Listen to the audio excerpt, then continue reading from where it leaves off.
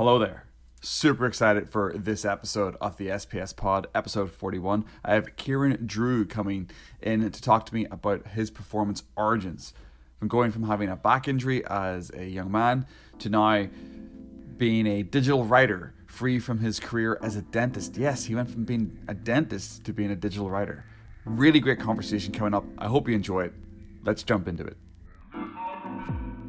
Welcome to the SPS Podcast, the Self-Performance Strategies Podcast. Unlocking the secrets to success and unlocking the secrets to self-performance so you can improve mentally, emotionally, and physically.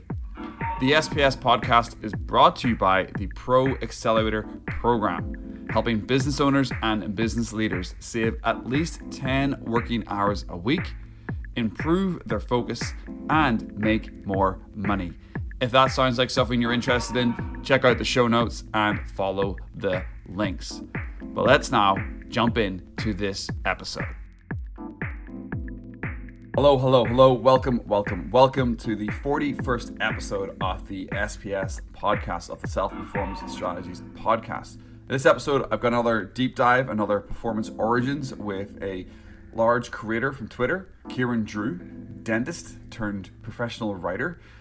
He's going to teach you how to create digital freedom through writing. He's got over 100,000 followers on Twitter, and he writes in a very magnetic way. So I'm super excited to have Kieran on the pod. Kieran, welcome to the SPS Pod. Thank you for coming on. How are you today?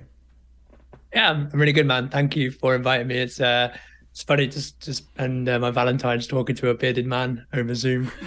So yes, today is Valentine's Day. I apologize. Yeah, sorry for that. Sorry for taking you away from your girlfriend. It is all good, dude. All good. This is probably more fun. Yeah. Hopefully you shouldn't listen. Spreading some of that podcast love. I love it, man. It's great. Well, I'm super pumped to have you on. We're gonna have a nice conversation about your performance origins and taking you from where you were to where you are today and everything else in between, and we'll let the conversation flow. But I always ask this question to every single one of my guests that come on. And what is your personal self-performance philosophy, or what is your success philosophy? Yeah, it's funny, man. Like, I feel like if you asked me that, 5-10 years ago, it'd be a radically different answer, which is probably the same for a lot of people. But right now, the way I'm sort of defining success is either about me or about the people I help. So for me, it's about personal freedom. And so by that, I mean doing what I want, where I want, with who I want, design exactly how I like it. And I feel like by having that sort of metric, it lets me make the most impact on other people's lives. And that's the other thing that I try to do is trying to make an impact at scale. That's really good. I like that. And that idea that you just sort of the thread there about if you asked you 5 years ago, your opinion would be different. I'm 100% the same. But that idea of helping other people create digital freedom, that's your whole sort of Twitter online presence is about that. And we'll talk about how you got there.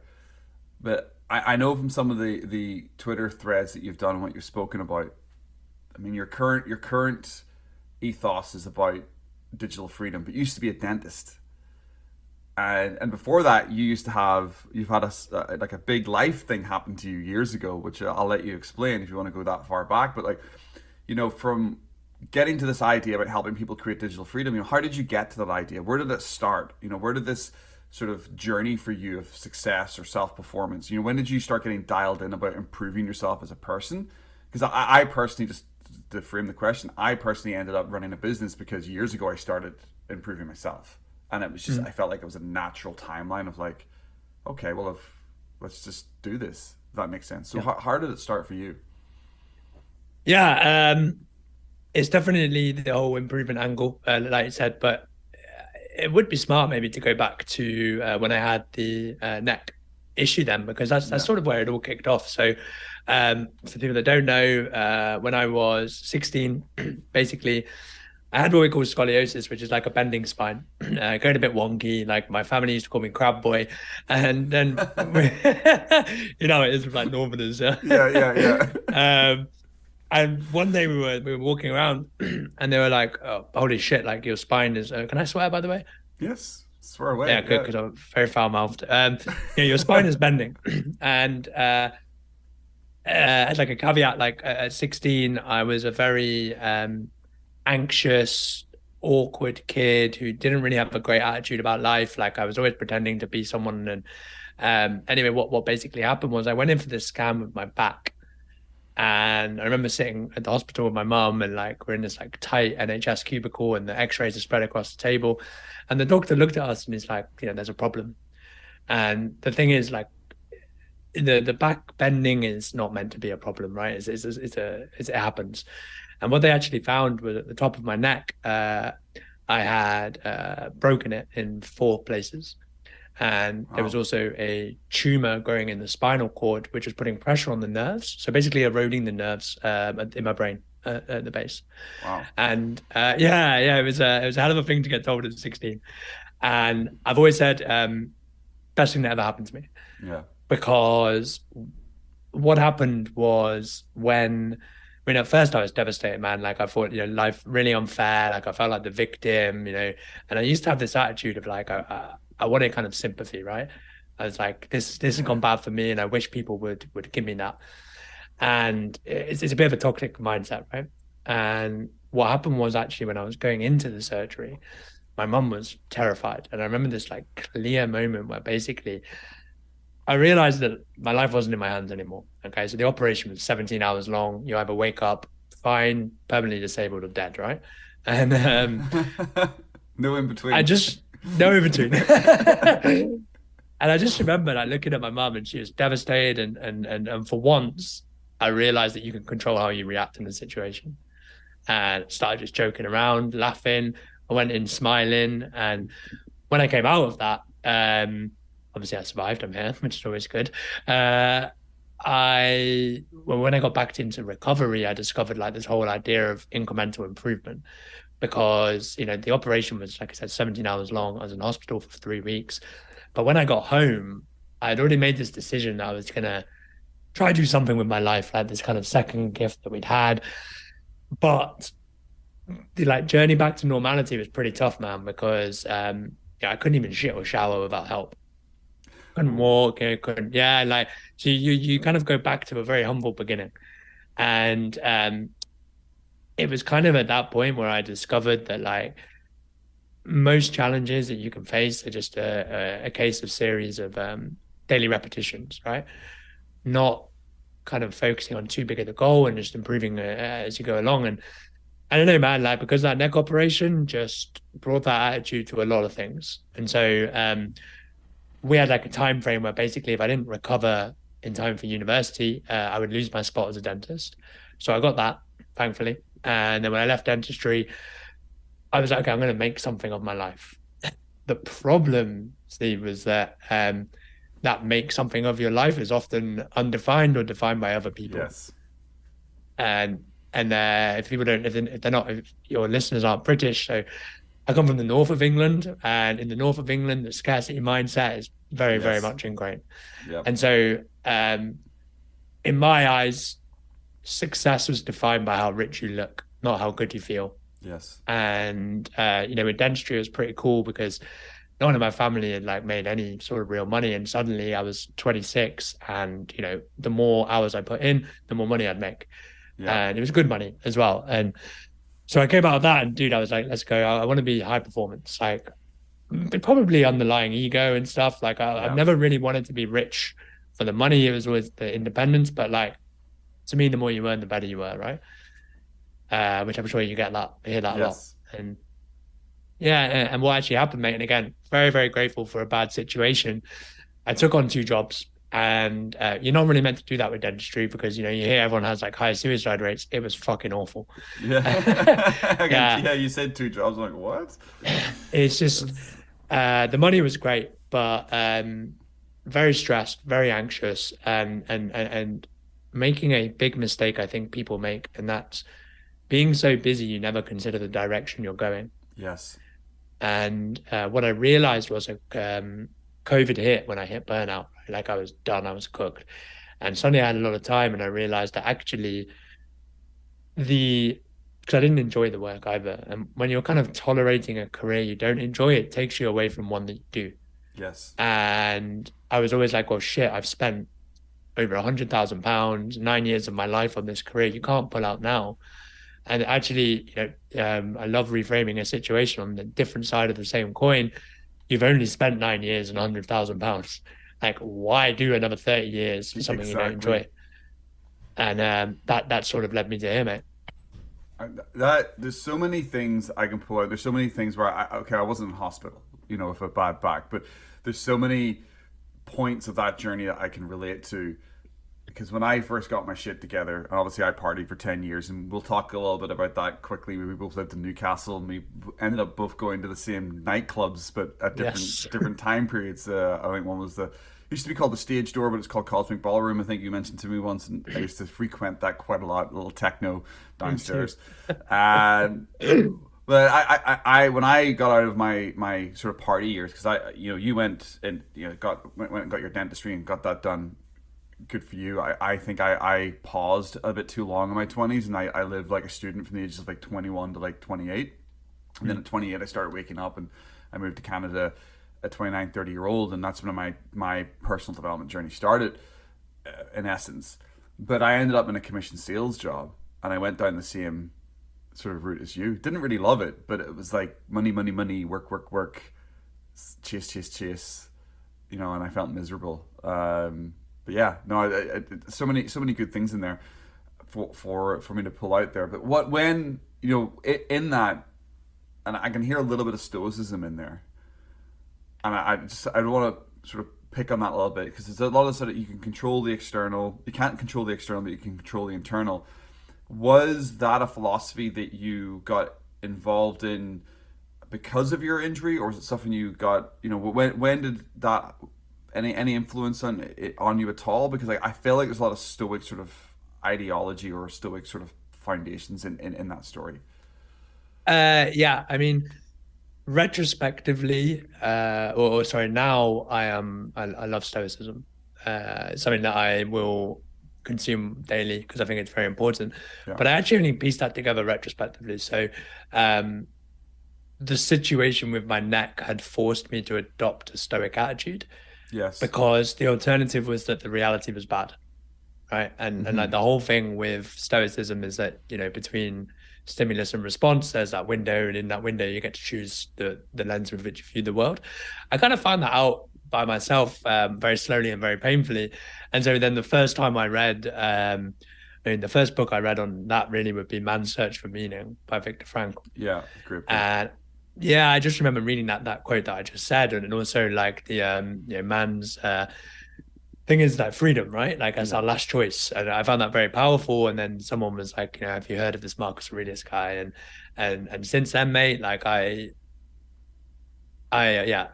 think Stoicism is probably one of the strongest tools we have for performance. Mm-hmm. There are also, I think it's kind of idolized as like as a philosophy, but I have kind of been reading a bit more, and there are certain downsides with Stoicism. Like it Yeah. can kind of turn you off emotionally too much sometimes. Which is true. Like, but for the most part, like I think it's one of God's greatest gifts. Or I don't really believe in God, but that's a different thing. But like, it's a great gift. Yeah. So I love Yeah. it. I love that, because I actually I find stoicism has its limitations. Stoicism helped me pull out of my dark years. I mean, coming from Northern Ireland and living in the northeast of England for 10 years, I definitely had that. I would almost approach the northeast, the Northerners, and Irish and even Scottish people as kind of stoic, just naturally, because we live in a shit country with shit weather, with just Yeah, shit all the time, and we're happy about it, and we have fun. We're just like we're very positive people. I find in general, but it's not stoicism. I don't know what it is. It's just getting on with it, kind of thing. 100%. Yeah. But for me, with stoicism, it taught me the values, because growing up in Northern Ireland, which you're probably aware of, and maybe some of my American listeners wouldn't be aware of, but there was troubles in Northern Ireland. The Protestants and the Catholics basically born in the same street but killing each other. So it turned me off religion. But when I find stoicism, I find I got those values and those foundations, but it wasn't attached to any type of ideology. And Yeah. for me, it really helped me, because I obviously when you start reading certain books and scriptures, they're always attached to some some side or some person or some ethos. So it definitely helped me a lot in my journey. But with that said, great framing on the story there. But if you could pull out of your journey, because we're talking about your self performance origins, what would you think would be your biggest success, your biggest aha moment over the last? Could be the last 6 months, could be the last year, could be 5 years. Like a moment that really that you're like, wow, that was a big thing for me. Oh mate, it's easy. It's quitting my career. Yeah, Like the actual decision to, for once, bet on myself. yeah, Uh, I'll tell you the story about it actually, because like the thing is, right now, like on Twitter, on social media, you get like the highlight reel, right? yes, And I have like a reputation for being a bit of an action taker now, which is hilarious because I am over analytical everything I do, and quitting my job was fucking terrifying. yeah, And yeah, man, because like the long and short of it, mate, I had a choice between sign a new 1 year contract or a new job, or just fuck it and go all in. And the plan was to do 1 more year and like slowly ease into writing. yeah, And what happened was my new boss, who I hadn't really worked with yet, called me and was like, "You, we're not ready. It's a new clinic in York, right?" And he's like, "We're not ready. Would you mind waiting a month and I'll pay your wage anyway?" It's like, oh, wet dream, right? yeah, And yeah, I was celebrating so much, but then I realized I was celebrating because I had a month to pursue something that I truly believed in, as opposed to That's going to a career that I didn't. And brilliant. so I had to go see him a week later to go meet the nurses, right? By then I had like a 10-hour day the day before on the phone to everyone I knew. Basically, I wanted everyone to tell me to quit my job, right? Like I didn't, my girlfriend was like persuading me, and I was too scared to just say like, fuck it, let's go. And anyway, I decided to do it, and I got the train to York. I walk up to the clinic, and I'm so scared that I walk past it. I'm like basically having like a heart attack, right? And so like I'm like hyperventilating, and I was like, this is ridiculous. You're a grown male. So I walk in. I'm like, I'm gonna just say to him, let's go. And he's at the door, and he's like, oh, Kieran, great. Come meet your nurse. Come meet the staff. And so I met my nurse. I met all the receptionists. They were talking about what materials I wanted, what I wanted to do with my day. I was there for half an hour talking about a job that I was going to quit in about a minute. And I was too scared to tell him. And then eventually we went upstairs and I was like, listen, man, before we carry on, I can't do this anymore. And it was the scariest yet most rewarding, and led to some crazy, crazy stuff after. So yeah, that's the moment. That's beautiful. I love it. Well, good for you, man. Well done. And that story, I don't think I've read that on Twitter yet. So I demand a thread about you spending 30 minutes talking about materials before quitting a job. That's brilliant. I went through a similar thing. I think I left. It'll be 2 years for me, end of April, Yeah. and I left far too quickly in my for because I didn't have things set up. And my first Yeah. 6 or 8 months as an entrepreneur were tough, Okay. really So tough. when you say far too quickly though, because it's the same with mine, right? Like I wasn't Yeah, making money. It put a lot of stress on the situation, but here we are. yeah. So when people ask me, I'm always in two minds. It's like, do you tell people to slow down? Or I would never tell someone to put themselves in a bad financial position. But like Exactly. for us anyway, it's a good thing. So when you say too quickly, are you grateful for that?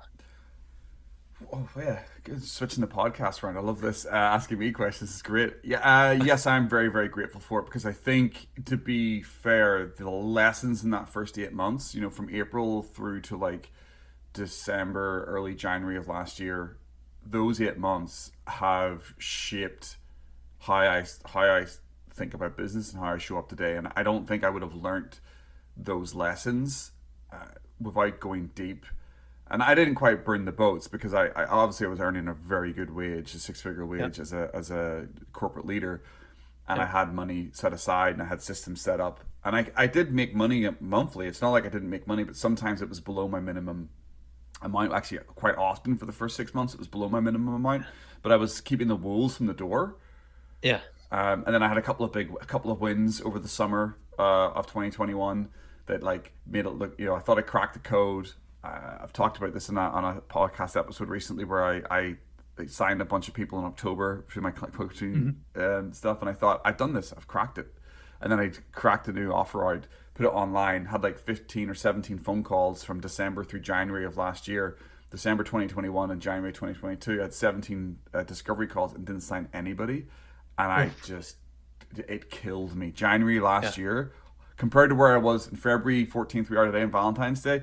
Last year I was not in love with my business on Valentine's Day. This year I am in love with my business on Valentine's Day. But Good. all that offer creation, doing stuff wrong, getting that punch in the gut of failure, that Mm. test. Yeah, so when you say did I leave too quickly? No, I probably left at exactly the right time.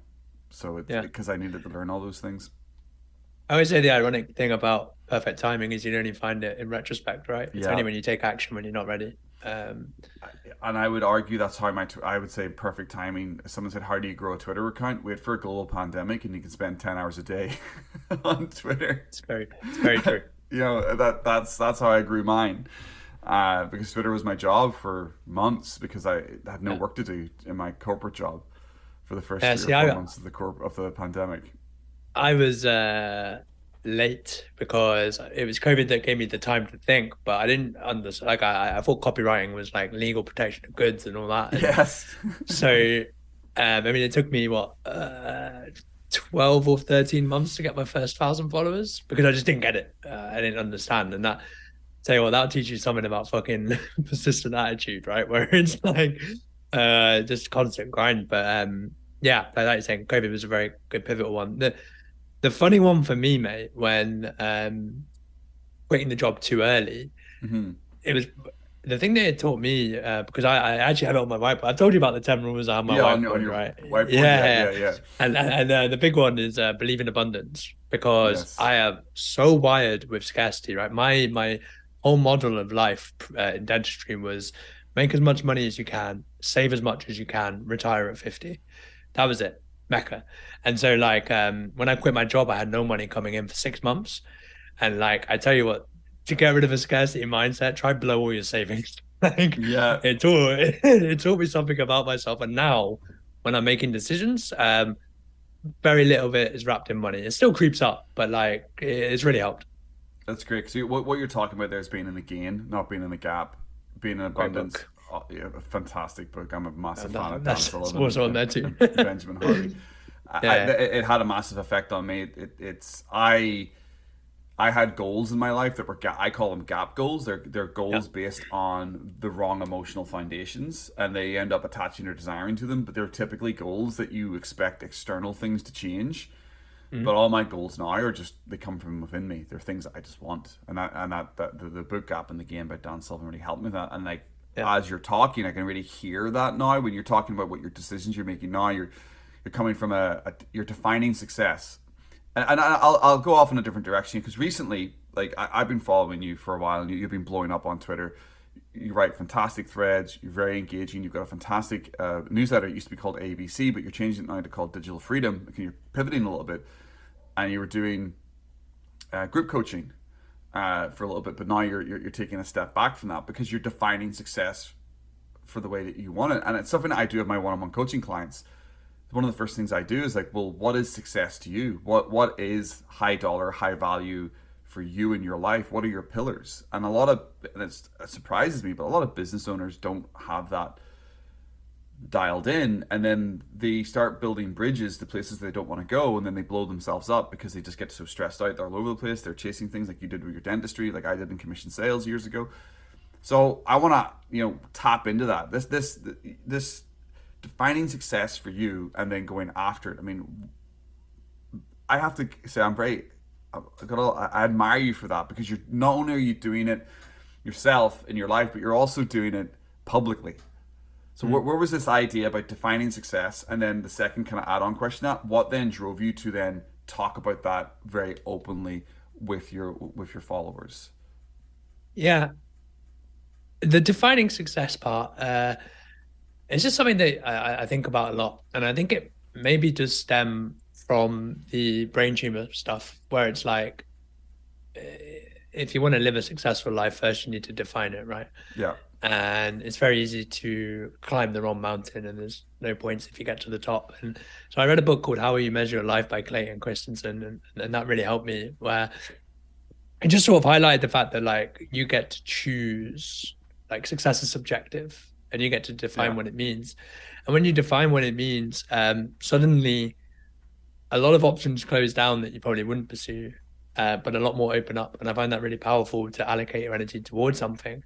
In terms of building in public, so that's been kind of an evolving process, because basically what happened was I had most people that become like writers online, right? They're like already like internet marketing gurus or copywriters. And like, hey, look at me, I built a really fast audience. When I was there, like I couldn't even write. And I figured I can't compete with people who are better than me at writing or building audience, or whatever, but I can always compete on the story I tell. Yeah. And I can tell it better. And so, like, my rule around creating is to have this kind of complete openness about how I'm doing it. Because at the end of the day, like, if you make a bad decision, you learn a lesson, but if you make a good decision, you reap the rewards. And I figured, fuck it, I'll just tell everyone what I'm up to, invite people along for the journey. And it's been a really fun way to build the business, because now it's like I don't really sell to people. I just show what I'm up to and invite them to invest. And that's been quite a fun way. It just feels a lot more genuine and authentic to me. Um, Yeah. it also puts your skin in the game, which I think is very, very interesting, because this past year, in terms of my improvement in all areas of life, have been so high, because the better I am at what I know and what I do and who I am, the better the results go as a writer. So that's been really fun too. Yeah, it's really great. So it's forcing you to improve your minimum standards. So you're from my perspective, you're using growing in public. You define success for yourself, and then you're using growing as public as a forcing function to improve your minimum standards. Yeah, I love forcing functions for pretty much everything. Yeah. Public tasks, announcing goals, and systems and routines. Yeah, it's very interesting because I've definitely taken notes from the way that you have been writing threads. I've definitely switched over. I've switched my perspective. Now, I don't chase. I don't think you chase followers. That We all chase we all followers. chase. If you're a Yeah, writer. for me to say I don't chase followers is a lie. I love when I get new followers, but No, but I mean, like, for me, because I teach audience growth, so I do chase followers. I don't yes, like it when people say they don't, like they're in my niche. yeah, They do. they I chase do. followers, but I just try to do it in the right way. Yeah, yeah. So the thing is, what I want to do with mine, it's not really chasing the followers, but I look at the way that you should have had a magnetic following. Mm, I've got a lot of respect for you for that, because you created that over the last 6 months, 8 months, maybe a year. Kind of, you've come out of nowhere, and boom, you've got this like really magnetic following. And I look at that and I'm like, that's brilliant. So like I've almost study you a little bit. I'm like, well, how is he doing that? And I've seen it as like clearly define what you're doing. Talk about your story constantly. You're constantly talking about your story, yeah. and then you're sharing your insights. And I've noticed that a lot of that comes from an I perspective, where we get taught earlier on the internet to talk with you, like you're a copywriter and you're saying you should do this, you should do that, you should do this. But you're very much, I recommend, I did this, this is what I struggled with, this is my barrier. And I picked up on that. And I don't know whether that's something you do on purpose. I guess it is, but is it? It's it's a good spot, man. I usually I don't really point to talk about it that much, but I do when I'm like coaching people. But I started off with the whole like, this is how you should do it, how to do this, how to do that, how to do that. What I realized was that um, an idea that I'm obsessed with is how do you get an exponential result as opposed to a linear one, right? Mm, So for everything that you do, there are slight tweaks in process that can lead to 10x or 100x result. And the big one online, or as an entrepreneur in general, is storytelling. Because if someone writes a tweet that tells you how to build a business versus the person that says, here's how I built my business, my tweet will alter the perception of the audience, right? So that's why I'm very grateful to say right now my engagement is like triple the size of me, because most of my tweets are, this is what happened for me. But what I actually do for every time I do this is I'll always start my content with me, but the last line is always about you. mm, And so what happens that's there is that they'll interesting. see the story and the experience, but it's not like me. It'll be like, for example, it'll be like, my biggest mistake online was trying to build the perfect offer, which one I posted today. And then it's like I spent months doing X, Y, Z. And then I'd swap it to the lesson and be like, you don't build a business on paper, you build it on people. And so it's always story, but then like the last line always has to be like, it has to be a sexy final line, and it always has to be A about the reader. sexy final line. I love that. I love that. That I need to get is. out more, man. Yeah, yeah, no, so do I. It's kind of funny, but I actually love what I do. So it's people say, oh, you work too much. Well, it's not work. It's kind of fun. It's my entertainment. I really like that a lot, man. That sexy final line. But yeah, I've noticed that a lot. With the storytelling, and you really got like watching you made me go and invest in like Donald Miller books and storytelling books, and made the stick. I think the Heath brothers, or is it the Yeah, Heath? great. Yeah, yeah. I've invested in a lot of stuff, and it's that sort of. And I even went and did Ship 30, which is a online writing thing that some people may or may not have heard of listening to this podcast, but it is very good. And the one thing that really stuck out for me, the mistake that I used to make, because I came to online writing and even on doing YouTube videos, I came from a philosophy kind of stoic background, and I would be clever, not clear, with a lot of my titles and the way that I would speak, like floaty, stoic, philosophical ideas. Me too, man. Yeah, and it didn't work, but it's different. So, getting a bit deeper, I love the conversation. I love we've gone, but I want to ask you about what was your biggest failure? What's the biggest thing online? Let's focus on business because we're talking about self performance strategies here, and I know you've got a whole life of ups and downs. But over the last couple of years, you and I met online in a cohort about a year and a half ago. Danco, good dude. We met in that cohort. So, in your business journey, since you decided, hey, I'm no longer a dentist, I'm going all in. What's the biggest failure you've had? And what experience or what did you learn from that? Yeah, there's probably not been a massive failure point, everything's come crashing down, Mm-hmm. which I'm very grateful to say. And I Good. anticipate at one point there may be something. But the definitely the biggest failure over the year is a mistake I'm very conscious of now, and that's trying to do too much. Yeah, just constantly trying to do too much. And like it's a recurrent, like what's the quote where it's like doing the same thing twice, the definition of insanity, Yeah, yeah, expecting a different result. yeah, And I just do that over and over, man. Like I'd done it in dentistry where I was just, I'm going to grind all my hours. And when I quit my job, I was like, I'm going to apply that same model. But it's like, what got you here won't get you there, right? yeah. And when I look back at my year, my main problem was that as soon as a project was done, I'd be like, let's go do another. And I'd start another and another and another. And you have this kind of mindset of breadth over depth. And I think that's actually Yes. really bad because you not only do you you're always skimming the surface. So the actual energy you put into the success is much higher. Everything that's the first reps is harder, right? But because your plate is so full, you don't have the time to do things properly. Like the essentialism quote, "Do less but better." Yes. And so that's a philosophy now that I'm trying to bring to my business, which is why I got rid of 70% of my revenue last month. I just got rid of it all. Was You're because crazy. You're nuts. yeah, it really sounds a little bit scary than what it is, but it's Yeah. online on Twitter, you don't do that, right? Yeah. You need to keep scaling.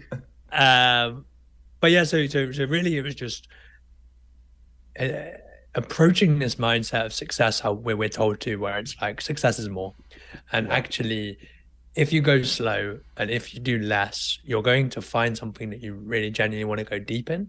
And ironically, when you go deep, the width of impact can be 1,000 times more because you're not trying to do everything. And so Yes. that's the mistake. And Steve, when we chat in a year, mate, I'll be telling you I've done it again and again and again and again. Yeah. But I hope each iteration is getting more and more focused. Yeah, I love that. It's just there's a couple of authors I have a lot of respect for. Greg McKeown's one of them. So Both his good. books are fantastic.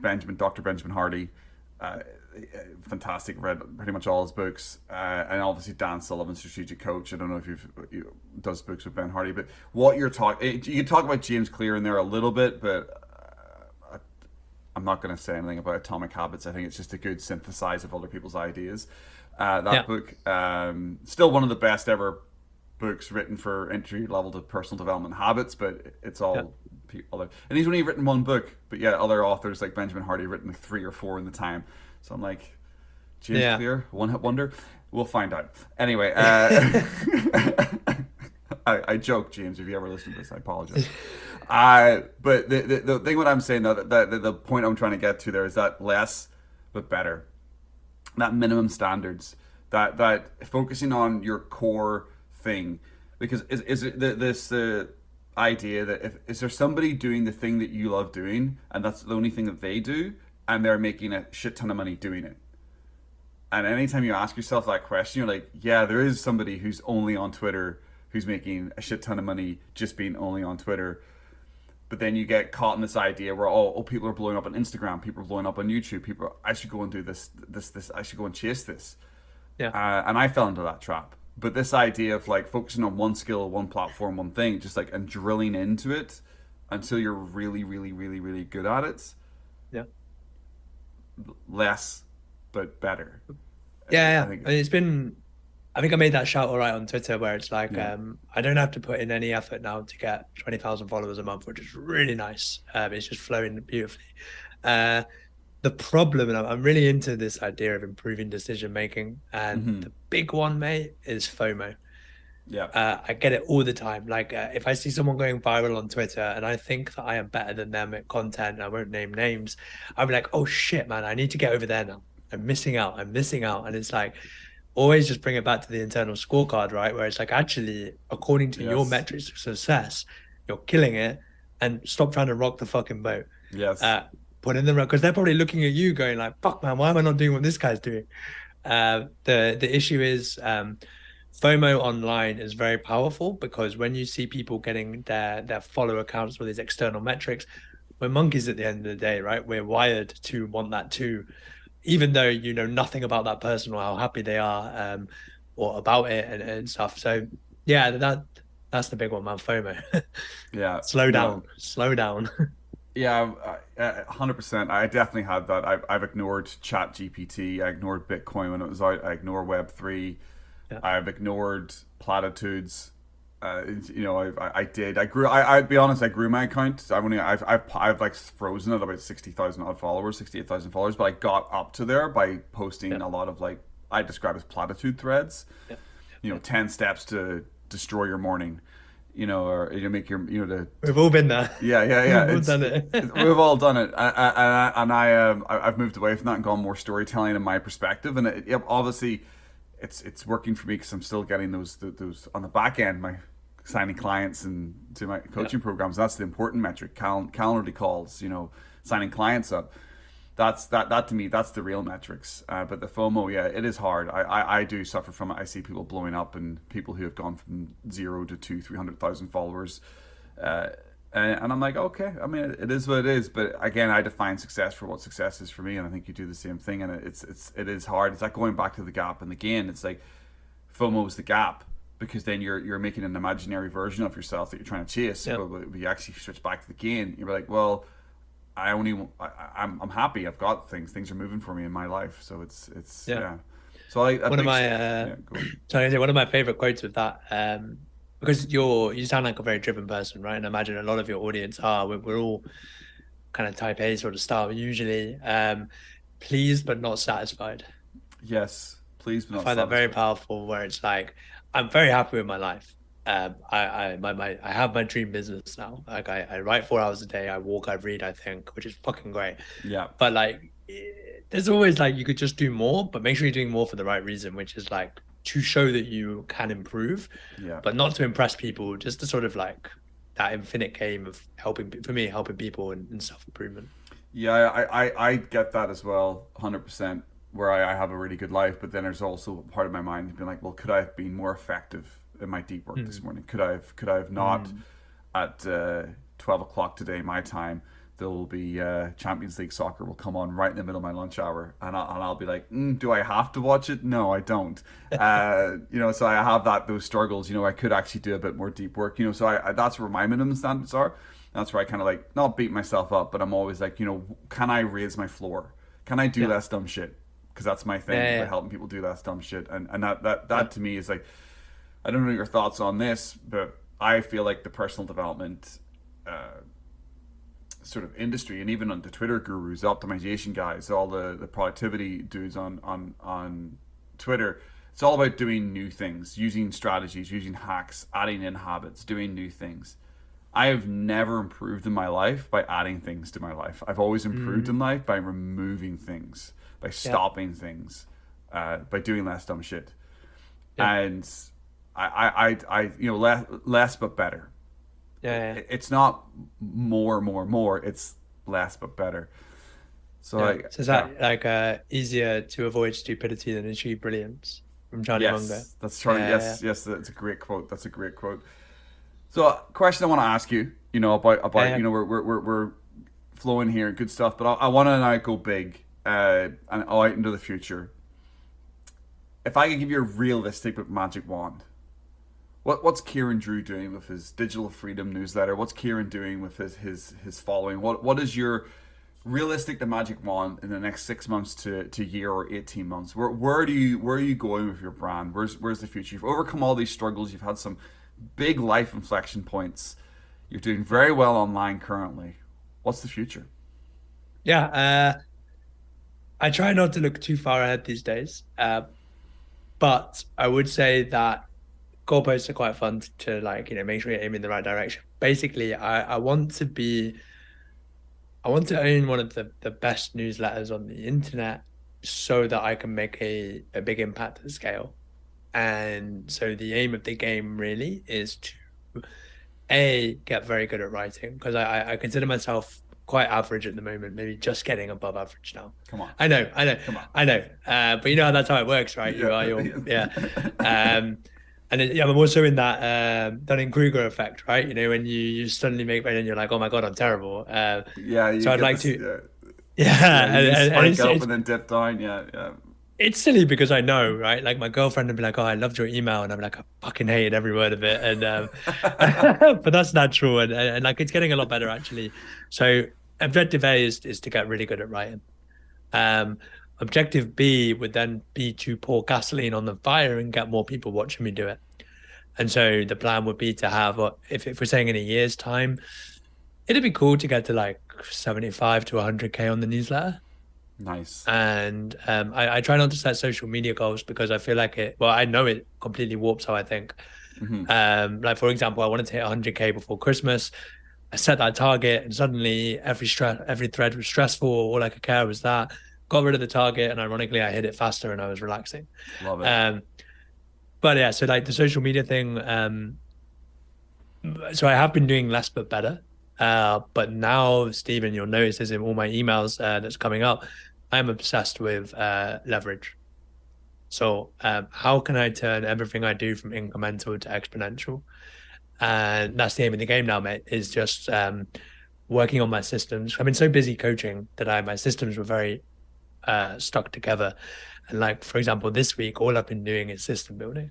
And that's been really fun because now I have like a setup where my whole business now runs on Notion. The Notion documents auto generate. So I know what I'm doing every day. All I do is write, and then my VA will go and distribute, and then the Zapier will come auto import the results and then redistribute and stuff like that. I find really fun. I'm not really a productivity guy, but I would like to just to see how much impact you can make and the most important part, dude, is whilst being free.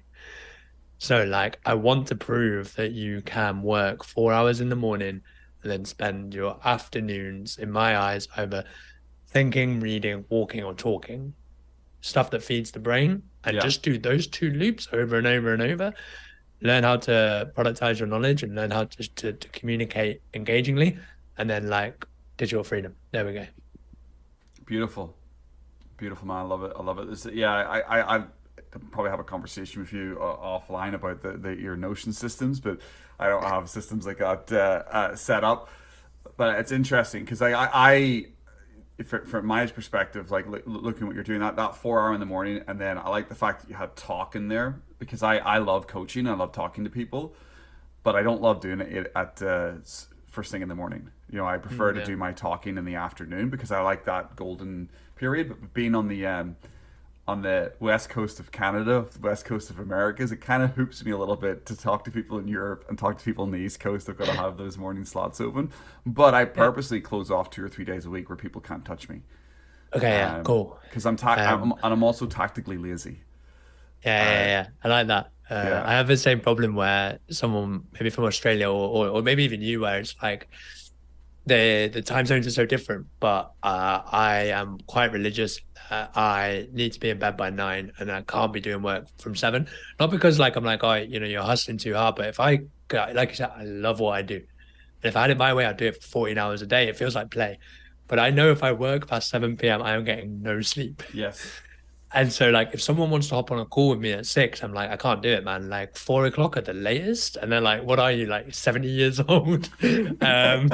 So like some people I've had to refund because they're like, oh, will you hop on at 7? I was like, sorry, man. Like, here's your money back. I can't do it.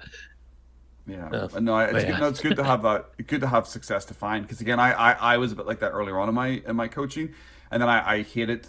And I use the word hate. I don't like using the word hate for small things, but I hated doing sales calls on a Friday before mm, my weekend mm, because it would piss me off over the weekend that I had a discovery call, at that point in my life, I was probably at a lower like 10 or 20% close rate. Now I'm at a 40-50% close rate. So maybe I should have them on a Friday now, but I'm not going to do that because I yeah, don't like going into the weekend and being like, oh, I prefer having my sales calls on a Monday or Tuesday or a Wednesday, and then I've got yeah, 2 or 3 days to just get back into the business. I don't have to think about it, when because I do, and this is gonna the hustle grind set people online when they hear this. I do slow down over the weekend. I'm yeah, sorry. I'm sorry. I like hanging out with my family because everybody else is off. Everybody else is off on a Saturday and a Sunday. So you can actually go and hang out with people in the daytime. So I'm sorry. yeah, I slow down at the weekend. I use the yeah, weekends like a normal person. I'm a normie. There it is. yeah. I'm a normie. I've Uh, started embracing that a little bit more now. Now I've got the momentum. yeah. I work Saturday morning, but the one thing I love and why I would never ever go back to a 9 to 5 is autonomy. Yeah. And so like I was looking at my week and I was like, Monday mornings I'm always tired and I'm never in the mood. So I was like, well, fuck it. Monday morning is part of my weekend from now on. Yeah. Same So it's mine. like, yeah, it's just like why not? Like, I have no I problem. just I think yeah, precisely dude, nothing. Like I just nice Mondays, and easy work. get away Yeah, from like me. I don't want to talk to you. Just yeah. precisely. Yeah. And I think it's really powerful, mate, in terms of achieving your higher purpose, whatever you want to call it. The ability to design your day around your energy levels as opposed to the predefined constraints society puts into you. 100%. It's fucking powerful, man. Like, for example, I dropped my girlfriend off recently and it was 5 p.m. and it's meant to be a 20-minute drive and I was in traffic for 50 minutes and I was Oh like, I haven't been in rush hour for a year. And yeah. I was doing the maths and it's like people will spend 10,000 hours in traffic. And like, Yeah. yes, we listen to podcasts and stuff, but like, I'd rather be sitting in my flat, like reading a book. So, Yeah. very powerful. Yeah, yeah, no, the 10,000 hours you become an expert at being in being, In rush yeah, hour. rush hour and Ericsson. I'm an Yeah. expert at sitting in traffic. Yeah, I don't want to be an expert in that. No, I do the same thing, and sometimes I've left the house to go and do things because I haven't driven to work in 2 years, and I call it normal people time. When I go in and Mm, traffic's busy, I'm like, oh fuck, it's more normal people yeah. time. Because Yeah. if I go to the shops now, I go like really early in the morning or late Why at not? night because like I Yeah, don't for have sure. to squeeze it in. Rush hour. Someone Yeah. says to me, "Hey, we're meeting here at this time." I'm like, "That's rush hour traffic." No, I'm out. I'm not. Yeah. I'm not doing it. Dude, I think it's like since I quit my job, I've basically become about 70 years old because, like for example, if I'm gonna go, we have the Peak District near us, which if your listeners don't know, beautiful Yeah. scenery, right? You go on the weekend when it's sunny in England, and fuck me, it's like going to a football match. Yes. So now I go on the week, and the only people that have the time off are old people. And like I'll always walk past them in the sun like midweek, and they're all like jolly and high, and I'm like, old people had it figured out all along, man. Wake up early, Yeah. don't do the 9 to 5. Uh, So yeah, it's just a funny observation. that's yeah, it's really good. Yeah, but I must be like a 70-year-old. I don't need a clock that tells me a time. I just need a watch that tells me what day it is. Yeah, Okay, sure. I'm like, what day is it today? Okay, it's Tuesday. Okay, let's go. I don't really care about time that much. But anyway, that's great. That's funny. So That's a good future you've got. I love where you're going. I honestly, man, I wish you all the success. I love watching what you're doing. I think you made a big decision recently with that newsletter, and I'm excited to see where you go with that. And it's going to be a great experiment for you, and a great test. And I Yeah. might do something similar. I keep, and I'll say this, I keep uh, overthinking doing a cohort, and I have for like Hmm. 6 months to a year. I keep overthinking it, Hmm. and maybe I just throw it out there and just be like, "Hey, I'm building a cohort. Who wants to come along for the ride?"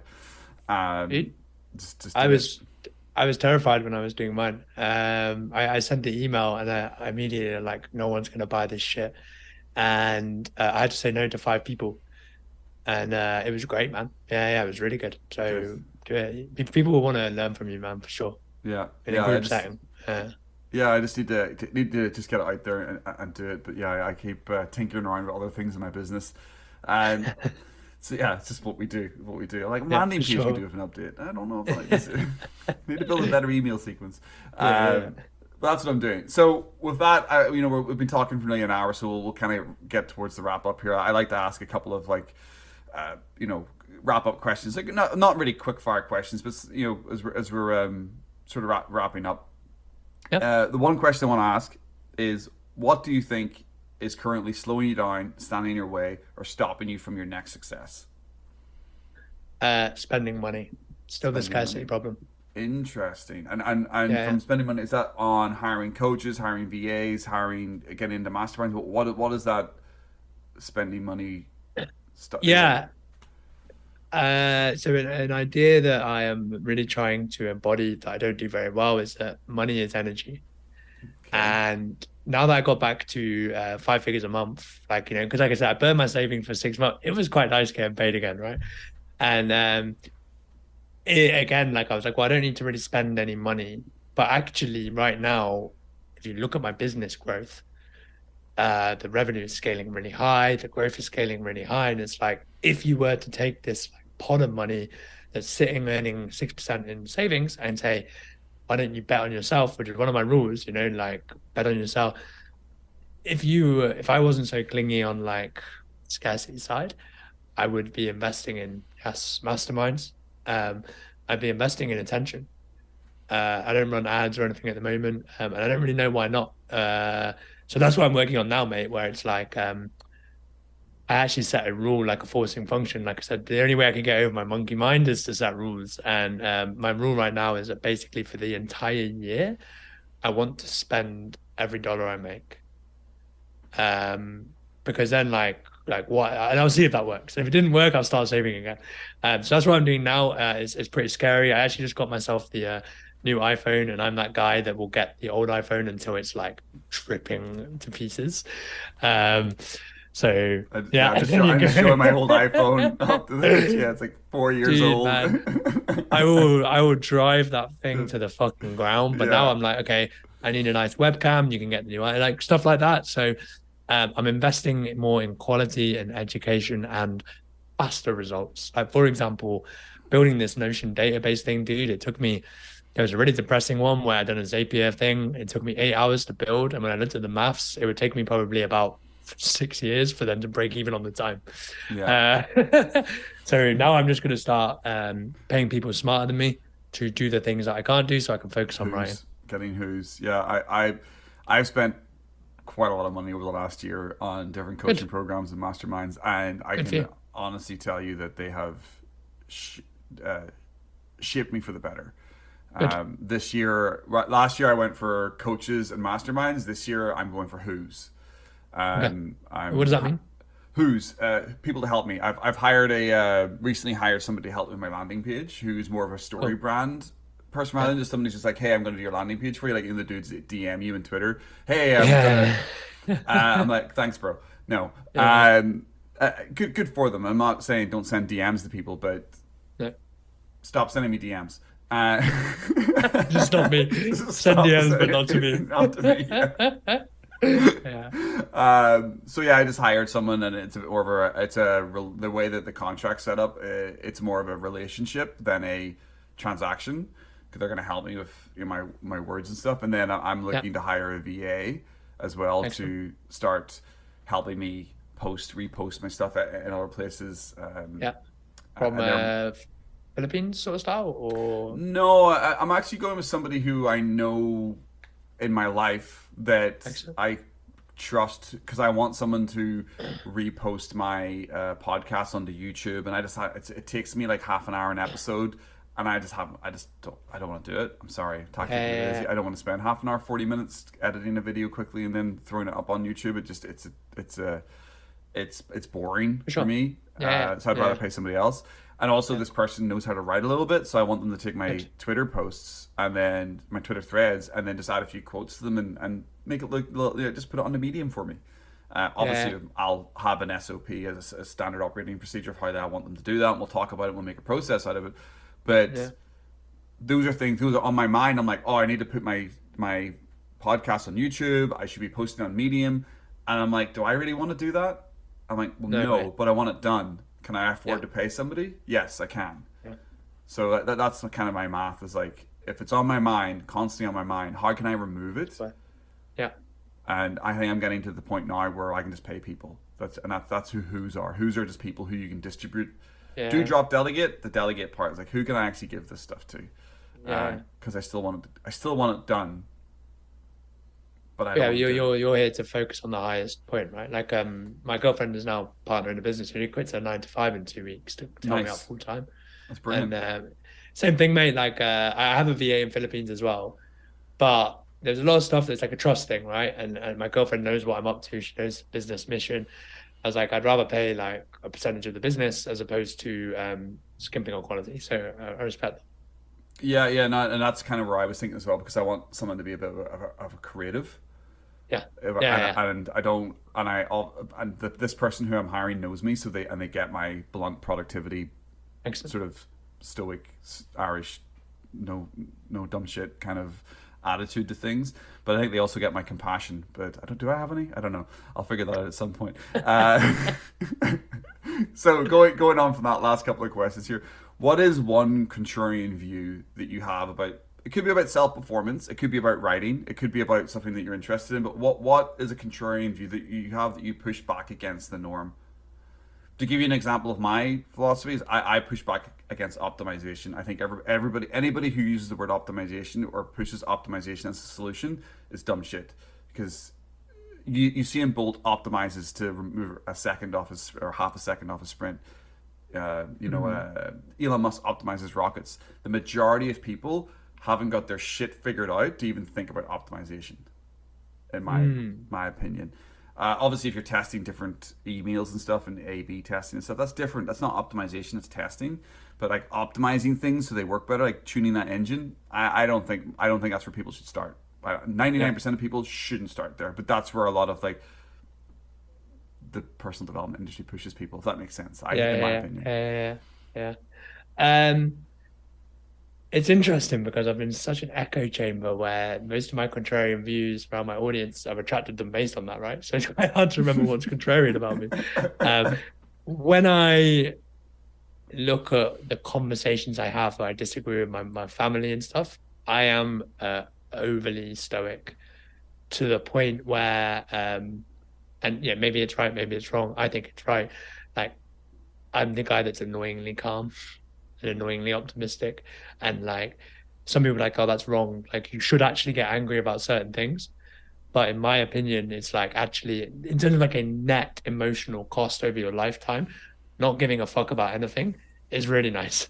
Yeah. And so like yeah, my girlfriend and my mum will always like complain to me about stuff and I just like you're wasting your time worrying about it.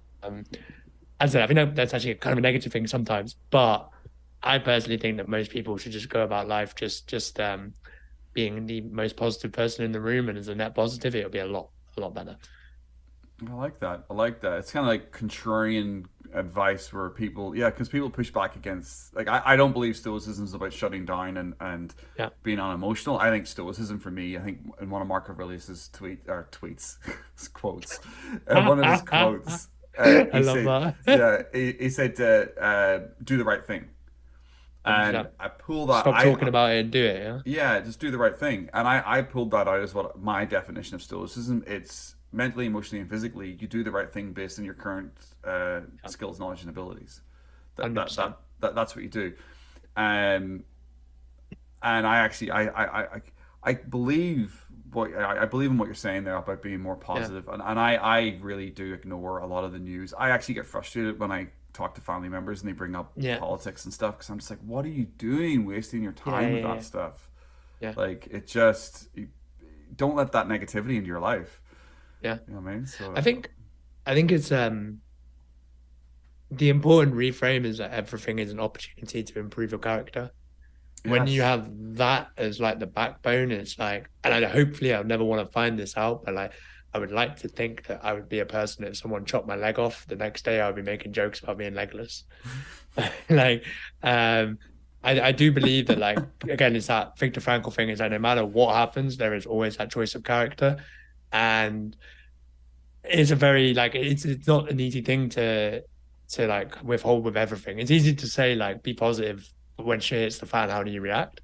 I love that bit. Like I love it when stuff's going wrong because it's like this is your chance to prove that you are the guy you talk about being. that's brilliant. I love that. I've had those moments and I resonate with that a lot because I could have quit 20 times in the last 2 years and I didn't. And I go for walks, and I might even had a tear in the eye as I was walking, thinking about things, frustrated about things. And I went, no, I chose this. This is what I Mm-hmm. decided to do. This is a Mm-hmm. test.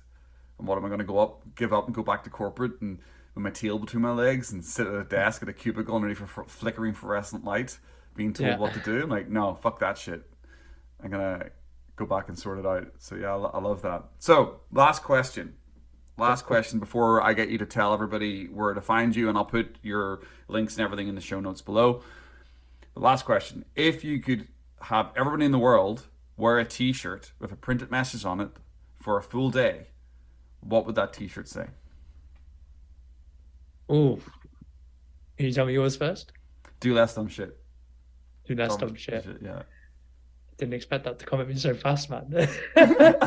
You've obviously thought about this one. Yeah. Uh, I guess it would have to be what we've just discussed, right? Where it's like choose to respond better. Choose to respond better. Choose positivity. Yeah. Yeah. Like, maybe not the word positivity, but like choose your character.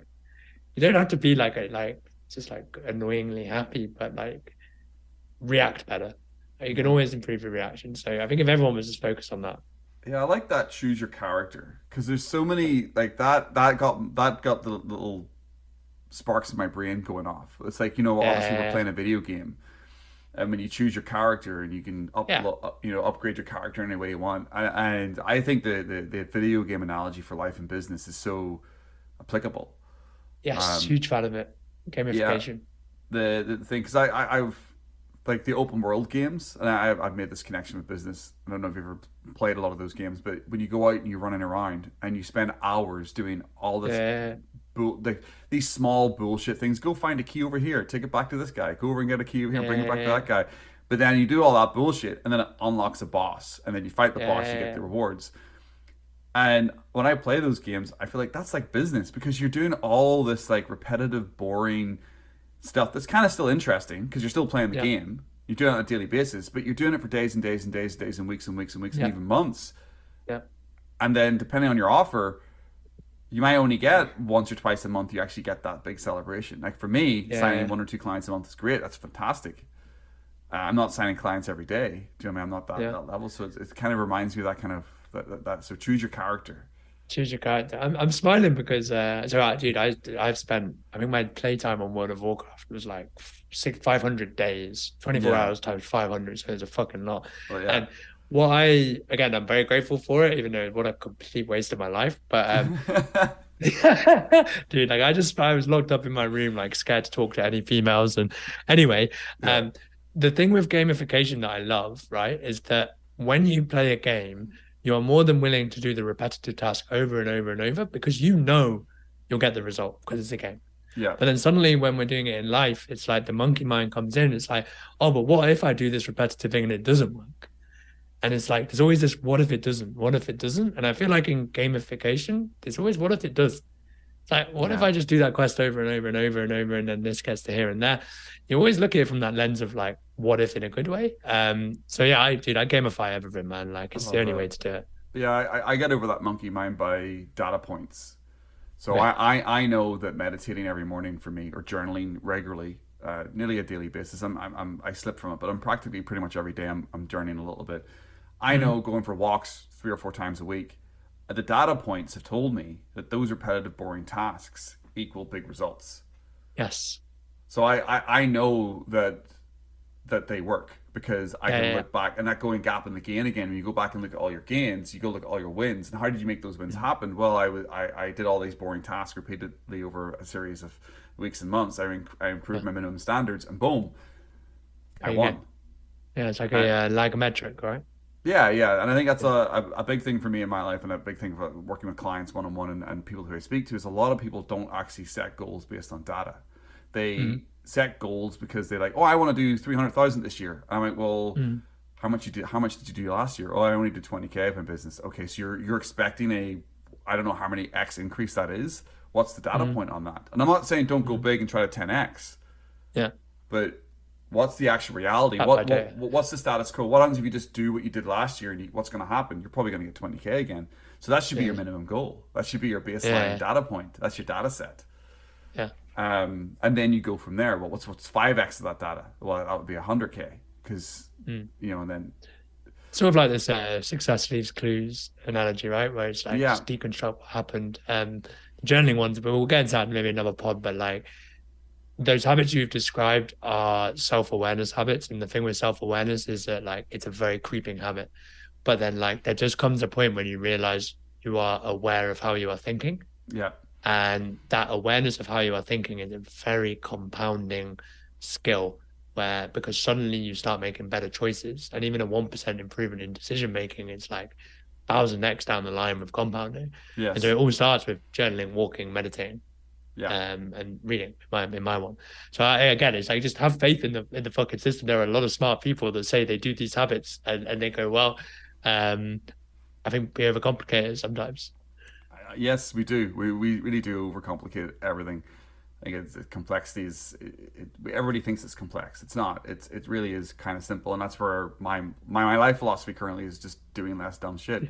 Dude, that's Because dumb shit. I like it. It's yeah, catchy. because you just focus on the data set. You focus on the things you know are going to work. And you just keep doing them, and you will eventually get the success. So I think Yeah. at that point we'll leave it there. We've been talking for an hour. I love so many things about this podcast and our conversation. So I really appreciate having you on. But before you drop off, tell everybody where they can find you, best way to contact you, best place to follow you. Go. Yeah. Well, come over on Twitter. Everything's pretty much there. So that's what is my hand? It's Kieran Drew. It's your Twitter.com. name. So, yeah, it's my name. I forgot.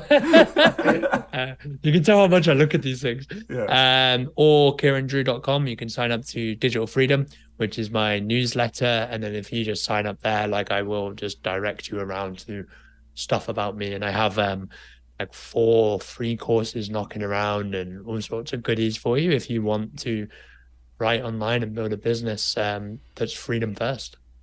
Love it, love it. I'll put all that below in the show notes. Okay. Your digital freedom, your Twitter. If you're aspiring to create more freedom through writing, I really, really, really, really suggest you check out Kieran's work. He's been a big influence on me from afar. I've been watching him, so I'm very, very pleased to have him on here, and it's absolutely fantastic. Kieran, anything I didn't ask you that I should have asked you? All good, man. It's been a great chat. That's awesome. Thanks very much. That was episode 41 of the SPS podcast. Thank you very much, Kieran, for coming on the pod. I highly recommend you go and check out him, and in the show notes below, you'll see all his links. Also, if you want to hit me up on Twitter, reach out to me. Let me know what you think of the podcast. Recommend even some topics or guests. You can hit me up at Steve Timoney on Twitter. It's at SteveTimoney. Or you can slide on over to my website. That's StephenTimoney.com. And I spell Stephen StephenTimoney.com for that one. Thank you very much for listening to this episode of the SPS podcast.